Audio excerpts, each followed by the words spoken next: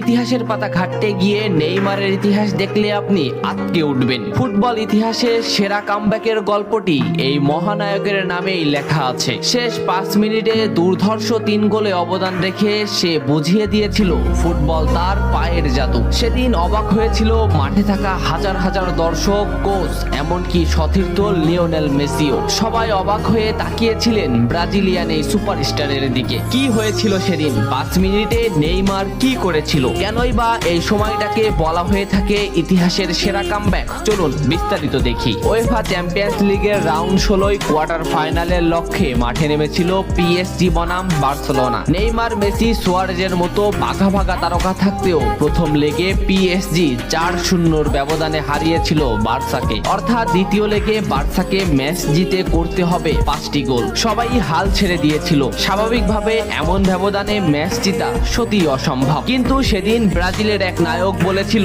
এটা সম্ভব, আমরা এটা করে দেখাবো। যেভাবেই হোক না কেন আমরা দলকে ম্যাচ জেতাতে চাই। 2017 সালের 8 মার্চ অনুষ্ঠিত হয় এই ম্যাচের দ্বিতীয় লেগ। ম্যাচের শুরু থেকেই ক্ষিপ্ততা আর দক্ষতা দেখাতে শুরু করেন নেইমার। এই ম্যাচে যেন আবির্ভাব হয় কোনো এক নতুন নেইমারের। এই নেইমারকে তো কেউ চেনে না। ম্যাচের 3 মিনিটেই লুইস সুয়ারেজ পেয়ে যায় প্রথম গোলের দেখা। এরপর নেইমারের ক্ষিপ্ততায় একের পর এক আক্রমণ সাজাতে থাকে বার্সা। এদিন যেন নেইমারকে কোনোভাবেই আটকাতে পারছিল না পিএসজি। নেইমারকে আটকাতে একের পর এক ফাউলই বেছে নিয়েছিল তারা। ম্যাচের 40 মিনিটে লেভিনের আত্মঘাতিক গোলে বার্সা পায় দ্বিতীয় গোলের দেখা। ম্যাচের 50 মিনিটে ক্ষিপ্ত থাকা নেইমারকে ডি বক্সের ভিতর ফাউল করে ফেলে দেওয়া হয়। এতে বার্সা পেয়ে যায় পেনাল্টি। পেনাল্টিতে গোল করে দলকে এগিয়ে নেন লিওনেল মেসি। তবে যেমনটা ভাবছিলেন এই ম্যাচের গল্প ফুটবল বিধাতা তেমন ভাবে লেখেননি। 62 মিনিটে বার্সার কফিনে শেষ প্যারাটা পুড়ে দেন এডিনসন কাভানি। এতেই স্তব্ধ হয়ে যায় ক্যাম্প নু।